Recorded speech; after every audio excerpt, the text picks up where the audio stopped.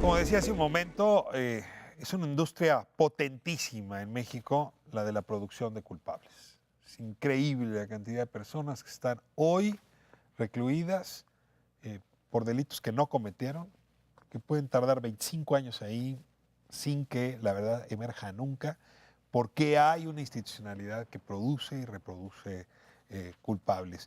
Y he invitado hoy a hablar aquí personas que desde distintos ángulos han venido abordando el tema.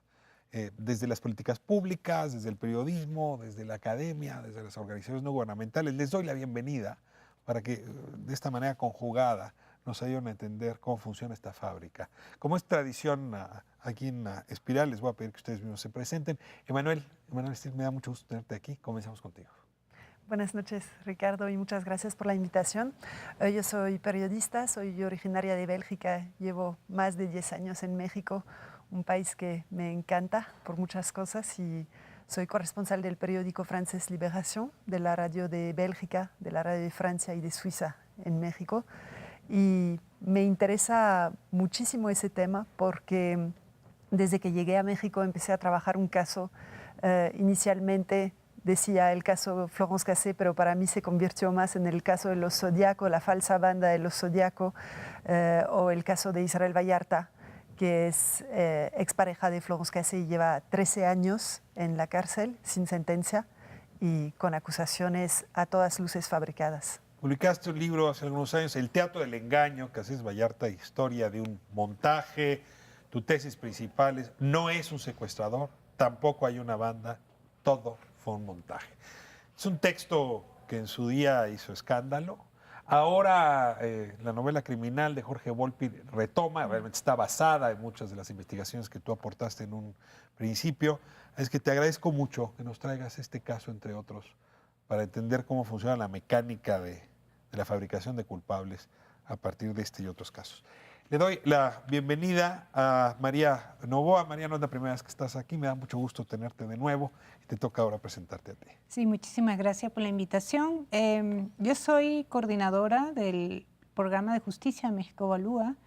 Desde hace 5 años llevamos un seguimiento de lo que ha sido la implementación y operación del sistema penal acusatorio y cómo de alguna manera estamos viendo que ya se está produciendo toda una corriente en el país para hacer cambios donde otra vez uno de los aspectos que todavía tenemos muy activo, que es la prisión preventiva oficiosa, como otra vez está entrando en el debate público y estamos pensando ampliar un catálogo de delitos, donde el primer delito que ya lo tenemos es el de portación de armas, que ha sido como el mecanismo para la fabricación de culpables a través del sembrado del mismo. Al mismo tiempo, el nuevo sistema penal, con juicios orales, nos hizo tener esperanza de que iba a ser más difícil producir culpables. Es decir, es más fácil producir un culpable el gabinete del juez encerrado con sus textos y sus proyectos de sentencias que en un careo, ¿no?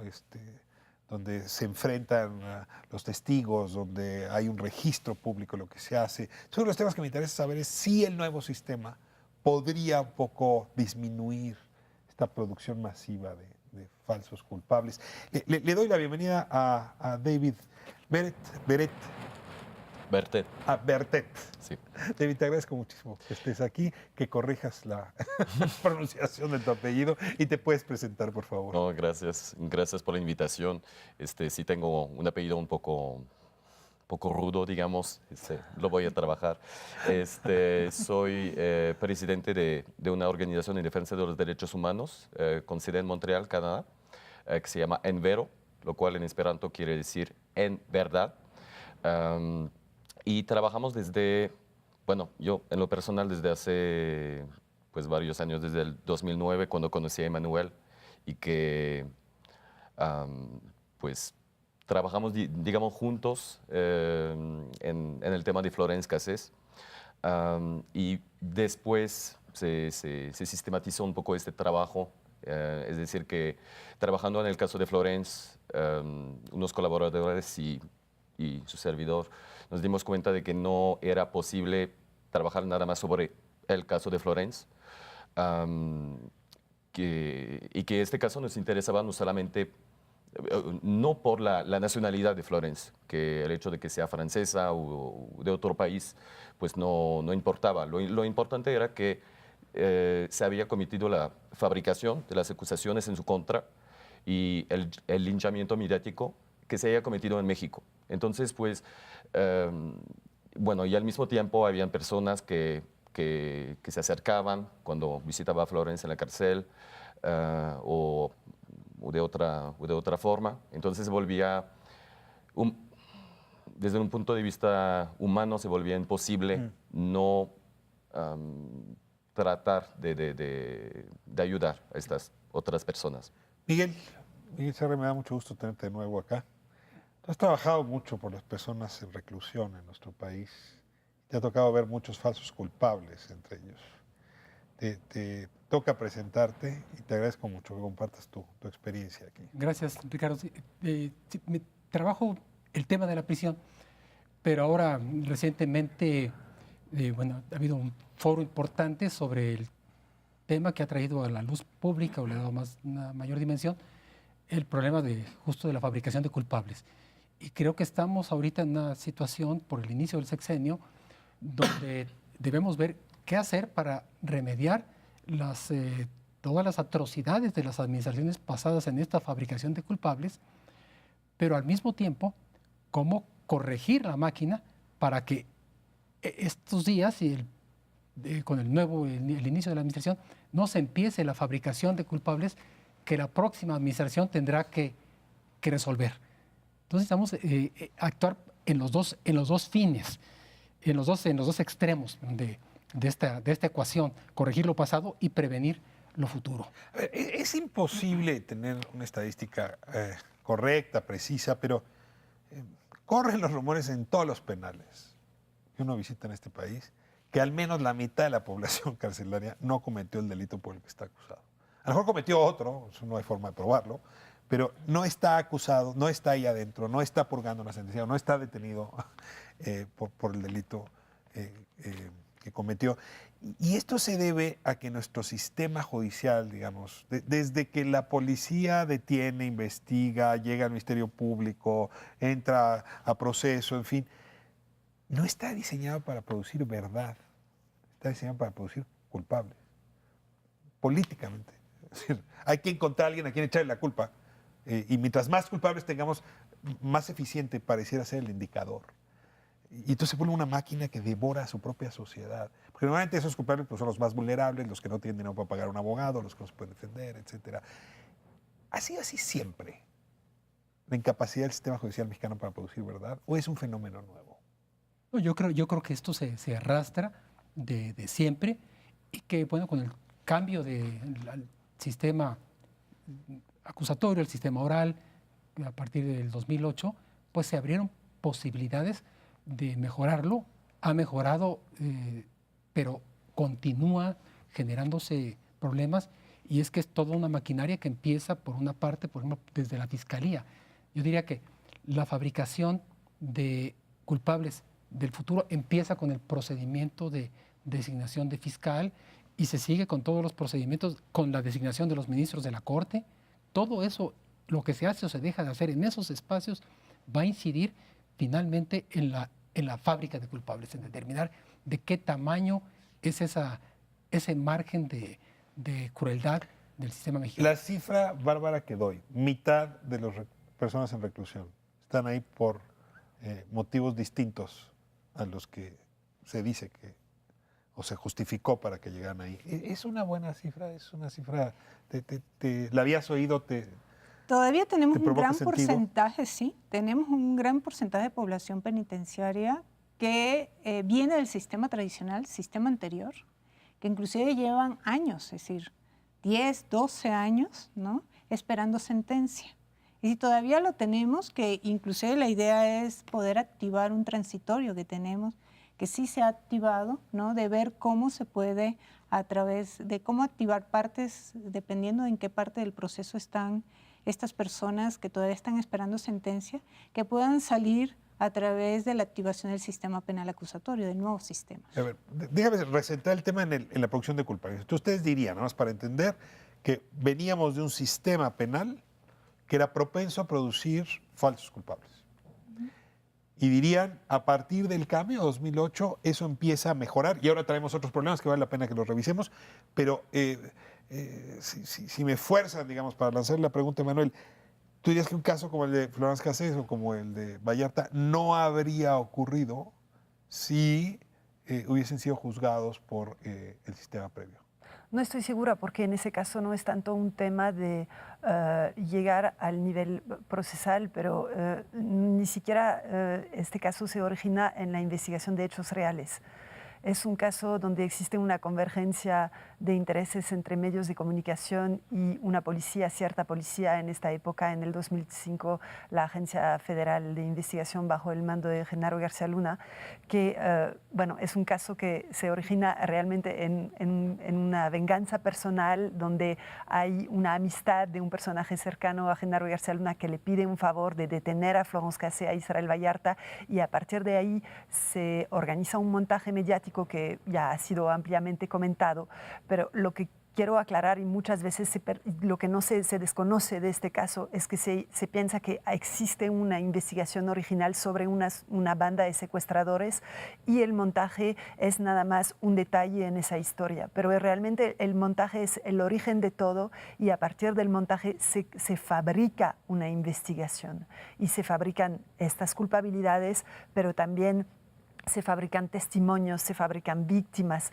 y la banda a lo largo de los años se van agregando personas en función de intereses políticos. Entonces no estoy segura aquí que el nuevo sistema penal tenga realmente un efecto sobre eso, pero lo que sí tal vez no habría sido posible es que hoy Israel Vallarta lleva 13 años en la cárcel. María decía muchos casos de personas que llevan sin sentencia 10 o 12 años, él lleva 13 años. 13 años durante los cuales se ha dilatado su proceso, pero él mismo no ha querido recurrir a la vía de la violación de sus derechos para salir, ha querido demostrar su inocencia, pero se está enfrentando a una especie de absurdo donde demostrar su inocencia por hechos que son fabricados es extremadamente complicado, ¿no? Porque realmente todas las pruebas que él ha aportado a lo largo del tiempo, y yo quiero decir que cuando se revisa bien su expediente, no existen realmente ningún elemento que permita pensar que Israel Vallarta haya sido involucrado en actividades delictivas o en una banda de secuestradores. A ver, aunque el programa no es sobre él, vale la pena utilizarlo como ejemplo. No ha sido sentenciado. Decía María, podría él recurrir debido a, digamos, al sistema nuevo. Al sistema... No se puede. ¿No puede? Técnicamente no es viable. Es decir, los casos que empezaron con el viejo sistema deben concluir con el viejo sistema. Deben concluir con el viejo sistema. Hay alguna cuestión en cuanto a prisión preventiva. ¿No puedes ahí pedir retroactividad sí, de la ley? Pero no es procesal. Esa opera. En prisión preventiva sí hay una situación, como dice María, donde les puede beneficiar un régimen más liberal para la prisión preventiva. Pero cualquiera que haya arrancado con el régimen anterior debe resolverse con el régimen anterior. No hay vuelta de hoja. En los sustantivos, sí, en la parte de su caso mismo, en los procesos de su caso, las reglas procesales son con las que empezó el juicio. Ahora, el sistema acusatorio versus el sistema ahora no corre cuando se trata de crimen organizado.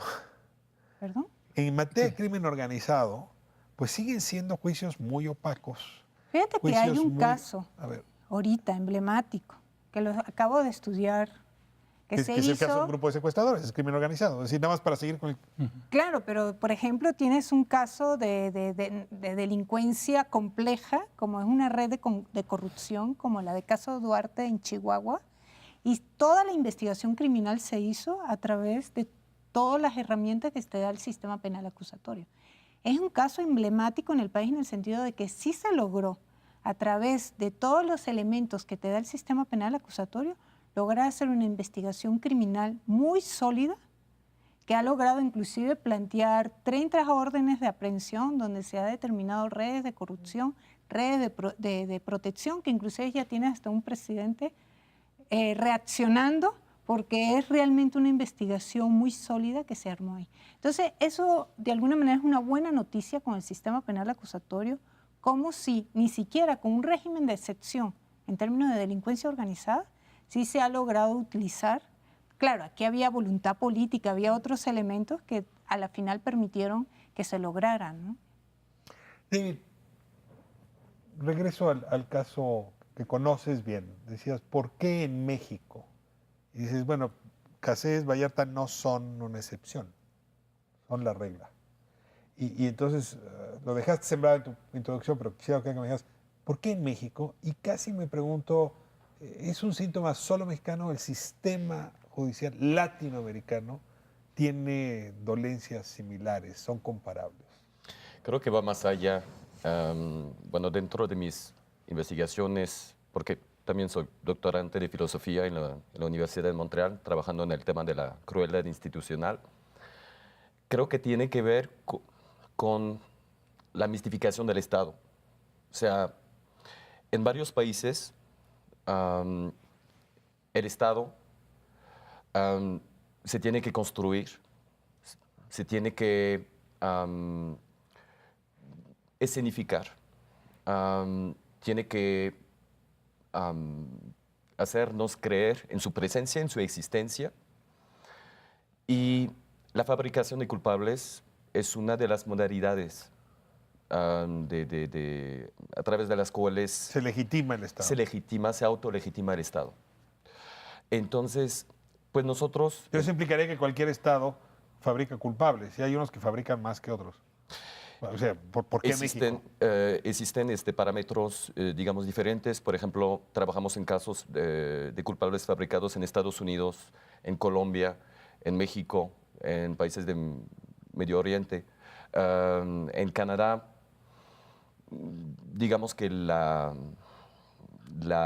vías de la corrupción, por lo que sabemos, pues no han tomado ese camino. Lo cual no quiere decir que no hay corrupción en Canadá, claro que sí, pero es un fenómeno que encontramos de manera... A ver, si te sigo en el argumento, la fabricación de culpables es un mecanismo recurrente en estados que buscan legitimarse. Sí.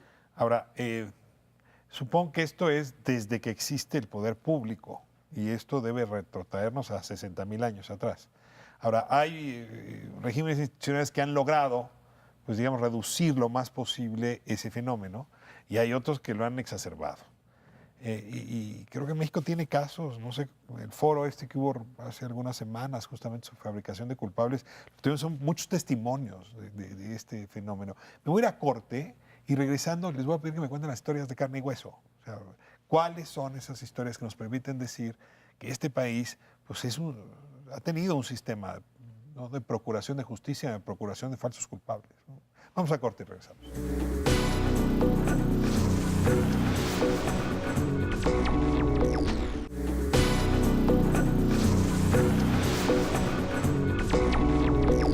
Estamos de vuelta en Espiral, un poco hablando de este síntoma de nuestro sistema judicial, al que le cuesta trabajo encontrar la verdad.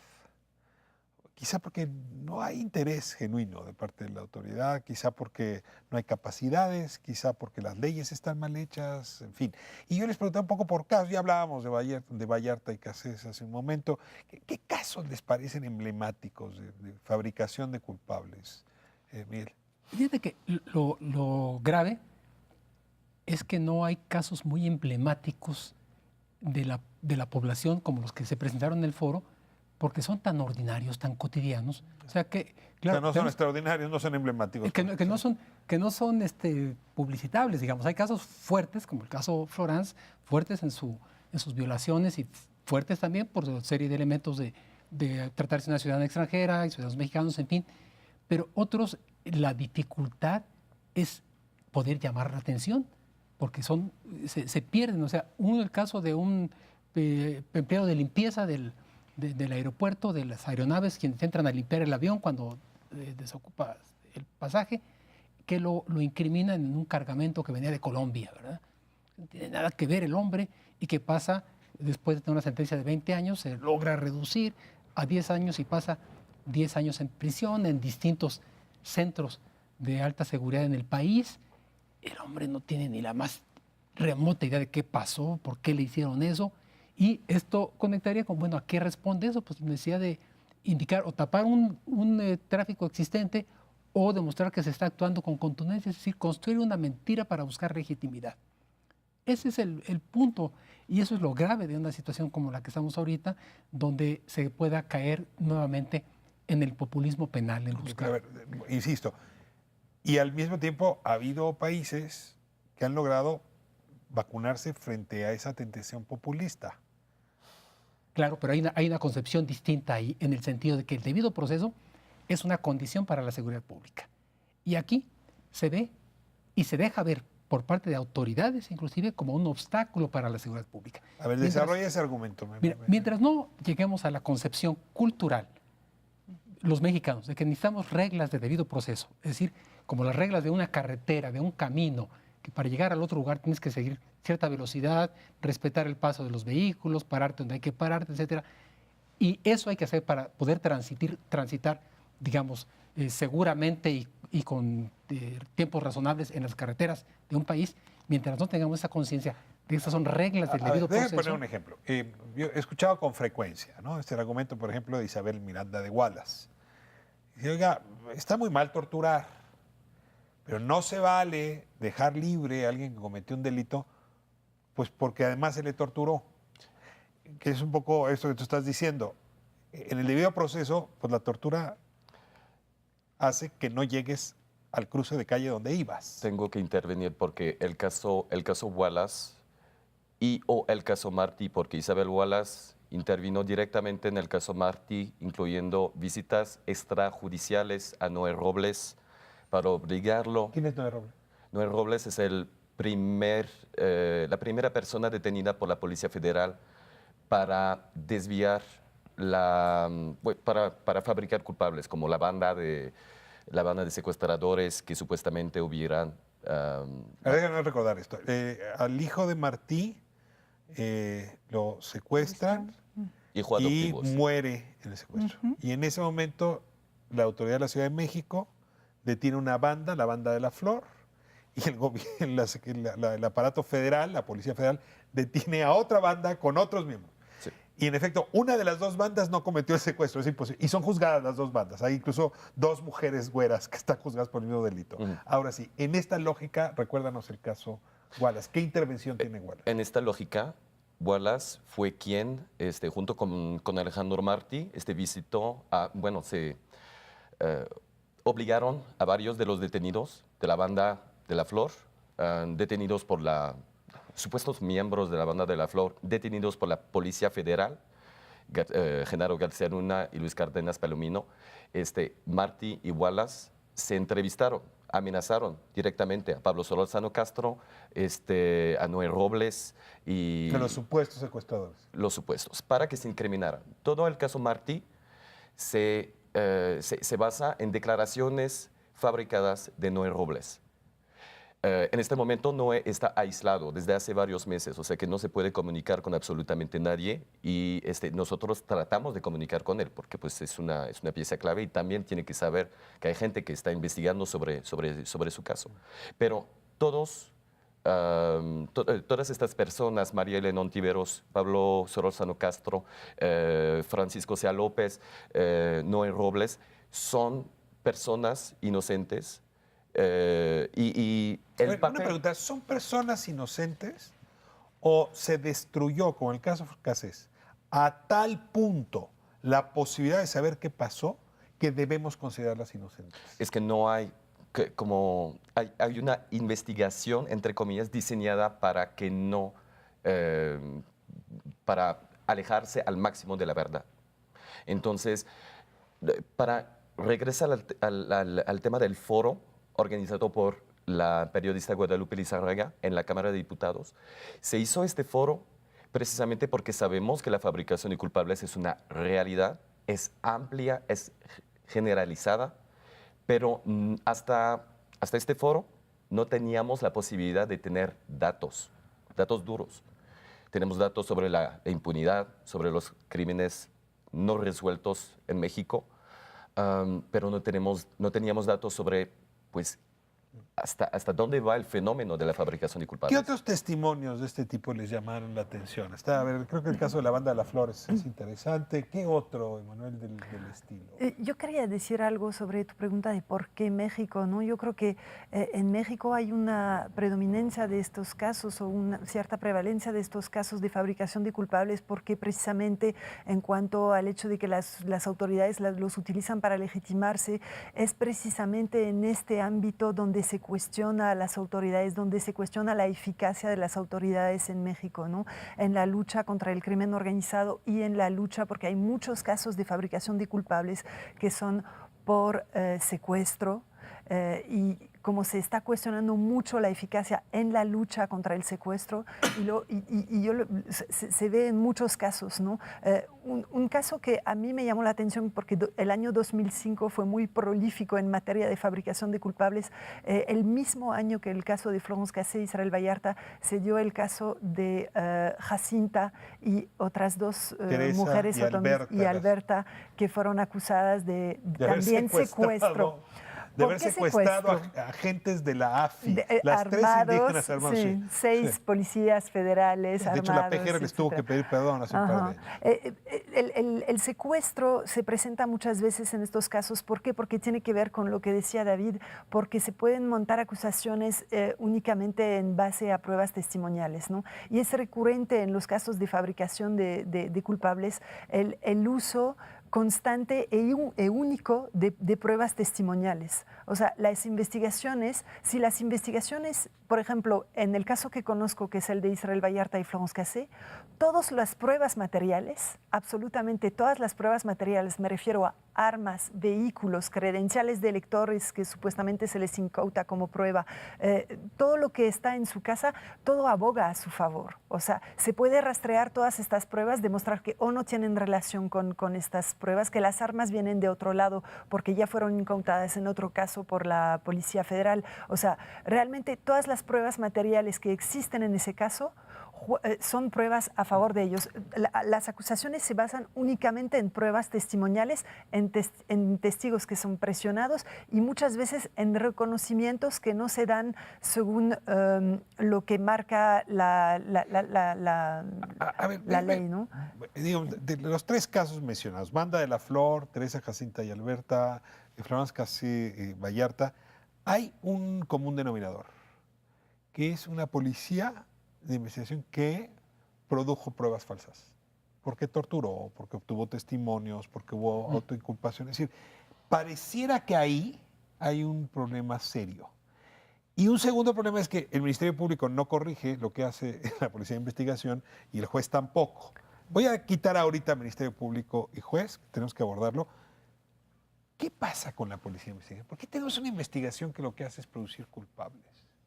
Sí, efectivamente tenemos un problema de capacidades de investigación, es decir, realmente no tenemos estos operadores con capacidades y herramientas para hacerlo. Y creo que es un poco por lo que estamos diciendo, pues eran las formas en las cuales se hacía en el sistema inquisitivo mixto y se ha mantenido y no ha habido cambios. ¿Tu hipótesis de capacidades? Hay varios, yo creo que hay que hablar como que de varios elementos, ¿no? Hay temas de intereses y poder involucrado.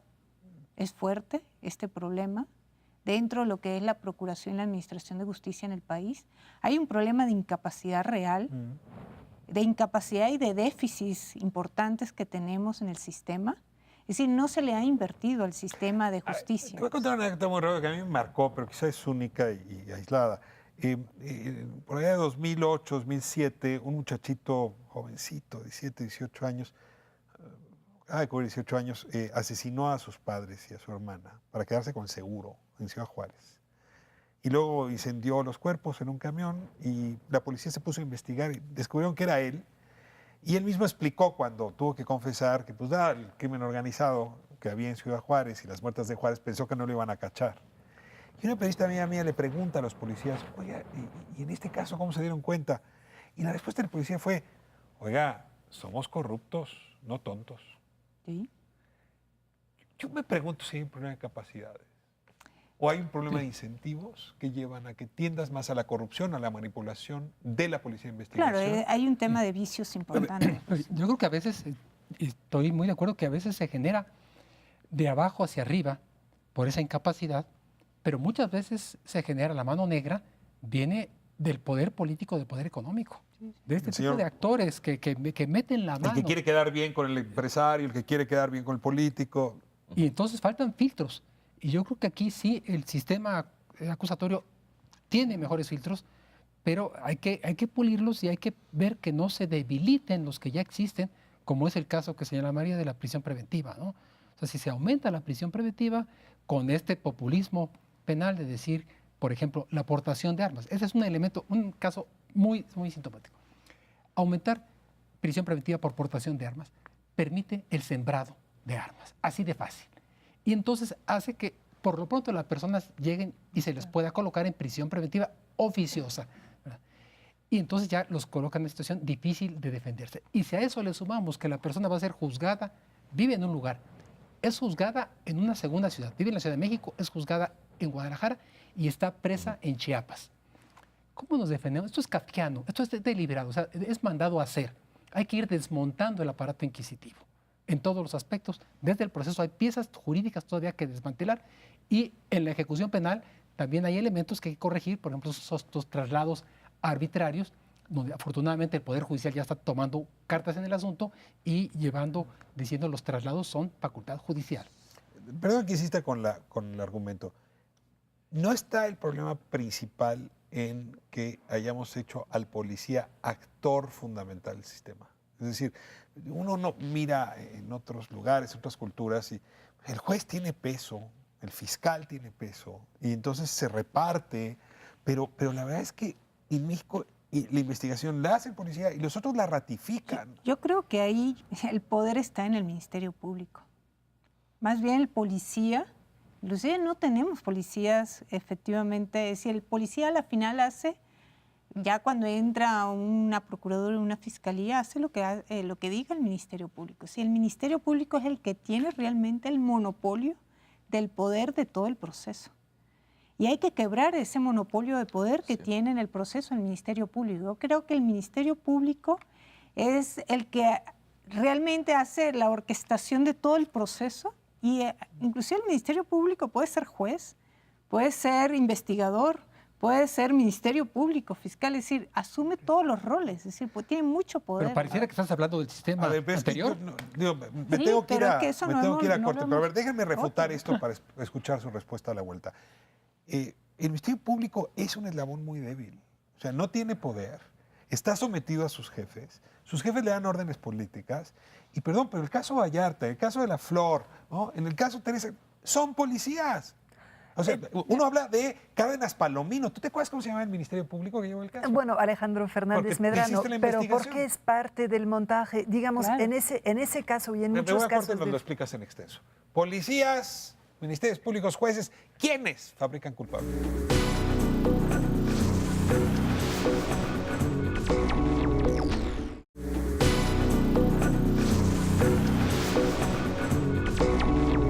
Estamos hablando de sistema y cómo evitar esto que ustedes han llamado el populismo punitivo. Y normalmente lo que ocurre es que, pues, como en cualquier sistema democrático, tienes pesos y contrapesos, ¿no? Aquí tienes autoridades distintas que se van contrapesando y por lo menos se van corrigiendo. No quiere decir que la corrección sea perfecta. Y ahí insistía en por qué los otros pistones no funcionan. Regresando al caso Cassés, decías que el Ministerio Público era parte, era cómplice del montaje. Es que lo que decía María es que el Ministerio Público debería tener o tiene la posibilidad de tener mucho control, ¿no?, sobre la investigación. Eso sí asume ese poder que tiene, ¿no? Porque en muchos casos de fabricación de culpables y en los casos que he visto yo, dimite completamente de estas obligaciones y lo que como ocurren realmente y prácticamente las cosas es la policía investigadora, en ese caso la AFI, llega, redacta ella misma todas las pesquisas o las averiguaciones, o no sé cómo se llama en lenguaje jurídico. Y el otro es un mecanógrafo. Toma, ahí está tu caso. Y el Ministerio Público ahí está para validar todo eso y para incluso adecuar algunas cosas a un relato que es acordado y, digamos, en ese caso, una fabricación de culpables que van construyendo en colusión absoluta entre policía y Ministerio Público. David, llega el juez y el juez puede corregir. Decir, oiga, estos testimonios no corresponden, estas periciales no dan. El señor Ministerio Público tuvo que haber ejercido control sobre el proceso, incluso decirle, digamos, imputar al policía que torturó, y el juez tampoco corrige. ¿Quién tortura también en el caso Wallace? Falso secuestro, caso Wallace. Es totalmente falso este caso. Pero, ¿hablas del caso de la Flor? No, del hablo del caso de caso su Wallace. hijo? Hablo Del caso de su hijo. Sí, sí, que es falso. El tipo está vivo. O sea, tenemos pruebas de vida 5 años después de su muerte, su supuesta muerte. Pero quien torturó a Brenda Quevedo Cruz fue el Ministerio Público, Braulio Robles. Y creo que tenemos un sistema sumamente eficiente. No es incompetencia. O sea, que la incompetencia de algunos policías forma parte de la eficacia del sistema. Y para que el sistema funcione, se necesitan agentes del tipo de Isabel Miranda Torres o de Wallace. Personas que se mueven entre las esferas de lo mediático, de lo político y de lo jurídico. Personas que hacen creer que existe una clase de personas que por naturaleza son delincuentes. Y es donde el poder mediático y la teatralidad es también una dimensión. No sé quién fabrica culpables, pero lo que podemos observar es que es un mecanismo que corresponde a un sistema muy, muy, muy eficiente y que para... ¿Eficiente medido en qué términos? En su populismo punitivo. En O sea, porque tú estás usando eficiente un poco como una categoría muy flexible. Sarcástica, ¿no? Bueno, eficaz. Eficaz para producir, para producir culpables. Historias. Y se necesita, por ejemplo, a Wallace o a Martí para que la población, para que la opinión pública dé su consentimiento. O sea, que acepte esto, que acepte creer en este mito de la clase de los delincuentes. A ver, el populismo requiere de esos actores, pero los jueces están ahí para combatir el populismo. Entonces decías, es que esto viene, decía Miguel, desde la Suprema Corte hasta abajo. ¿Por qué los jueces no corrigen ese populismo? Bueno, ahí está. Por ejemplo, en el caso de Florence, ¿por cuántos jueces pasó su situación antes de que la Corte decidiera que había un efecto corruptor de las pruebas? Pasó, por lo menos al último, por un tribunal colegiado que avaló todo lo anterior. Entonces, ahí hay responsabilidades, ahí hay formas de ver las cosas que avalan. Sin esas conductas omisivas por parte de los jueces, no funcionaría el sistema. Se quebraba en el sistema como A ver, déjame tensar la cuerda. Al final, en la Suprema Corte había una discusión jurídica bien interesante entre José Ramón Cosío y el ministro Saldívar. Cosío decía, sí, reconozco que hay vicios, que se reponga el procedimiento. Y entonces Saldívar dice, destruyeron a tal punto la evidencia que no hay forma de reproducir el procedimiento. Perdón que te regrese ahí, pero ¿tú crees que si eso se hubiera regresado al principio, se hubiera encontrado verdad? ¿O ibas a tener problemas otra vez en toda la cadena de jueces? Yo creo que la investigación respecto de la conducta de Florence Cassés y de los Vallarta no habría materia. Que el homicidio debe de investigarse porque hay un delito impune, o en ese caso el secuestro. Hay un delito impune. Sí, aparentemente hubo un delito real en un momento ahí. Ese que se investigue no tendría por qué las víctimas de ese concreto secuestro sufrir consecuencias negativas porque se destruyeron evidencias en contra o que echaron a perder de tal manera las evidencias que ya no fue posible perseguir a determinadas personas. Y aquí en este punto también creo que vale la pena decir, no es que la Corte ciertamente no dice Florence es inocente, pero no necesitaba decirlo. O sea, no hay condiciones para producir verdad. Pero se restituye la inocencia que todos tenemos, punto, porque estamos todos gozando de la presunción de inocencia. Este país ha ido moviéndose, María. Tú nos has puesto en esa discusión casi desde el principio del programa. Es decir, por un lado, el sistema acusatorio, los procedimientos que se están dando, pero seguimos teniendo populismo punitivo. Es decir, aún con el nuevo sistema, Y está esa presión. estamos instalados Sí, al sí. punto de, otra vez, encontrar delitos viejos que ya estaban desterrados y que van a propiciar el populismo punitivo. De cara al futuro gobierno, a la futura política criminal, con lo que sabes, con lo que México Evalúa ha podido recuperar, ¿qué recomendarías? Fíjate que nos está preocupando es el hecho de que hay muchas contradicciones, ¿no? Como bien queremos construir paz y pacificación y llevarlo por el lado de la justicia, por el otro lado vuelve de nuevo este fantasma del populismo punitivo a todo dar, ¿no? Es decir, tenemos todos los gobernadores con la nueva administración ya en consenso para hacer este cambio. Entonces, lo que sí vemos es que definitivamente tenemos que ir a un cambio de la política criminal, que es cómo se ha trabajado, y dejar de generar ciertas expectativas que pensando de que si tenemos las cárceles llenas de personas, tenemos más seguridad, porque parte de ahí es el argumento, ¿no? Y se legitiman, a la final se legitiman, como no pueden tener políticas públicas de seguridad pública que logre exactamente preventiva. Entonces yo sí creo que sí tenemos que irnos hacia una política más de prevención y justicia y menos que sea esta política punitiva, inclusive cómo lograr hasta descriminalizar ciertas conductas que ahorita las tenemos en ese, que ya inclusive se está hablando del tema de la marihuana, etcétera. Sí creo que ahí hacia eso tenemos que dirigirnos y fortalecer, por supuesto, las instituciones de justicia, que es donde tenemos la gran debilidad. Pues, ¿no? Ahora ya revisé como algunos de los componentes, pero ya David ponía un acento que me parece de lo más relevante. Pues el resto, ¿no? O sea, los que no pertenecemos al sistema judicial, que acabamos siendo comparsas. Yo recuerdo cuando Emmanuel publicó su libro, es que el tema a nadie le interesa porque Florence ya está juzgada por la opinión pública y es culpable. Ya lo que haga Emmanuel, lo que investigue, importa poco. Y ya explicaba un poco David, es que sí hubo voces que cayeron a construir una versión, pero no hay pensamiento crítico en el resto de la sociedad. O sea, nosotros lo que queremos es, uno, que los derechos humanos no estorben para que agarren los criminales. Exacto. Que los criminales estén en la cárcel, que no se acerquen a nuestros hijos.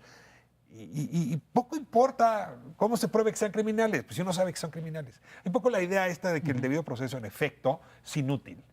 Es decir, con una sociedad con ese nivel de cultura jurídica, pues es muy difícil que las instituciones funcionen. Es que tenemos que ver que es una realidad y que cualquier persona dentro del territorio mexicano puede ser víctima. O sea, tuvimos en el foro testimonios de personas representantes de víctimas que dijeron, hermanos, hermanas que dijeron, pues yo no pensé que, o sea, no pensé que fuera posible hasta que nos tocara. Y entonces estamos en una situación de urgencia porque las cárceles están llenas de inocentes. Si hasta que no te toca la injusticia cerca, no tomas conciencia de la barbaridad de este sistema. Exacto. Así que es un tema político, pero también es un tema de conciencia social. Bueno, supongo que te has enfrentado muchas veces a esos públicos que te señalan con el dedo diciéndote estás defendiendo una culpable, una secuestradora. ¿Qué les dices? En ese caso interviene además el hecho de que trabajo para la prensa francesa. Claro, eres extranjera. Exactamente. Entonces, parte del imperio de Maximiliano. Bueno, muchas veces se me acusó de querer defender a la francesa por ser mi compatriota, entonces siempre tengo que explicar que soy de Bélgica. Eso no quita que mis compañeras francesas pueden perfectamente estar investigando este caso, denunciar las injusticias, no porque Florence Cassé sea francesa, no da igual finalmente la nacionalidad, pero yo quería decir que tampoco era del todo inmune al prejuicio mediático, ¿no? Inicialmente cuando me interesé a ese caso, pues yo también era víctima de estas imágenes que se nos quedaron clavadas en la mente de que, bueno, pues los sorprendieron con personas secuestradas, ¿no? Pero yendo efectivamente más allá, rápidamente se me acusó de defender secuestradores, pero realmente aquí no estoy para defender. Bueno, es que digamos, ¿por dónde empezar eso, no? Porque es una locura. O sea, ¿en qué beneficia a la sociedad ese montaje? Digamos, fuera de defender o no defender a quien sea, ¿no? ¿En qué beneficia a la sociedad un montaje? ¿Por qué aceptamos comúnmente hoy que Israel Vallarta, por tomar ese ejemplo nuevamente, lleve 13 años en la cárcel cuando ha sido torturado en vivo en la televisión, cuando los medios de comunicación han participado, por lo menos tendiendo sus micrófonos a una persona que estaba siendo interrogada para producir respuestas? ¿De qué sirven estas respuestas? No se trata de defender a secuestradores, se trata de defender a todo un concepto de cómo investigamos y cómo se hace justicia en ese país. ¿En qué beneficia a las víctimas ese montaje, ¿no? Ese montaje debe ser investigado por el bien de las víctimas, también por el bien de la sociedad. No se trata de defender a nadie aquí. Jacinta Teresa y Alberta, Florence Cassé, la película Presunto Culpable, también como caso emblemático. Yo creo que el caso de la Banda de la Flor, ¿no? Para quienes lo han visto, es decir, 2 mujeres culpadas por el mismo delito, una en el fuero local y otra en el federal. En fin, son precedentes, no jurídicos, culturales, y nos obligan a ver de una manera distinta a la realidad. Esta sociedad nuestra, aparte del nuevo sistema penal acusatorio, ha cambiado sus mapas culturales a propósito del derecho, el debido proceso, los derechos humanos. ¿Estamos en el mismo lugar o estamos peor? Yo creo que sí hay más conciencia, creo que va generalizándose o creciendo creo que la conciencia de que necesitamos pagar un costo por tener seguridad, de que la justicia no es ese obstáculo y que si no respetamos estas reglas, pues caeremos en lo que es el nombre de tu programa, ¿no? En una espiral de violencia, ¿no? Creo que va creciendo lentamente, pero va creciendo. Y aquí el papel de los medios de comunicación es fundamental, y entrando un poco a lo que serían alternativas, mientras no impongamos costos procesales por los juicios mediáticos paralelos, el movimiento cultural va a detenerse. Necesitamos ponerle costos procesales, es decir, que exista una sanción, que se anulen los juicios, que se dejen de conocer los juicios, que se ponga en libertad a las personas que han sido juzgadas paralelamente. Cuéntame, para cerrar un poco, en esta preocupación que tú anotabas en el principio del programa, se están otra vez reinventando, recolocando delitos que habían servido para fabricar culpables, y que eso te da temor porque sería un síntoma de que vamos de vuelta a una siguiente ola de populismo penal o punitivo. Sí, completamente. Es decir, ahí estamos afianzando la idea del populismo punitivo. Inclusive la idea es básicamente lograr tener supuestos, es decir, ya ni siquiera es presunción de inocencia, otra vez la presunción de culpabilidad. Es decir, detener a esta persona, aunque sea inocente, y veremos si en 2 años o 3 años vemos si es culpable. Le pongo una AK-47 y de aquí a que se averigüe si se la sembraron o no sembraron, ese muchacho se va a la cárcel. Es peor, es decir, quieren hasta meter el delito de robo. Es decir, te robas algo y alguien dice, él se robó algo, vas a la prisión, independientemente de que tengas pruebas o no. Pues alguien te puede decir a ti, tú me robaste, te meten preso por eso hasta que se pueda demostrar si eres o no. No es tema del programa, pero los mecanismos abreviados te harían salir muy rápido. Claro, de la prisión que ese es el problema. preventiva. Es decir, el porcentaje que tenemos, el dato duro que tenemos, que prácticamente no se están usando. Y con el estudio que hicimos hay un gran desconocimiento de toda la población, de todos estos derechos que puedas tener como víctima o imputado en cualquier momento del proceso.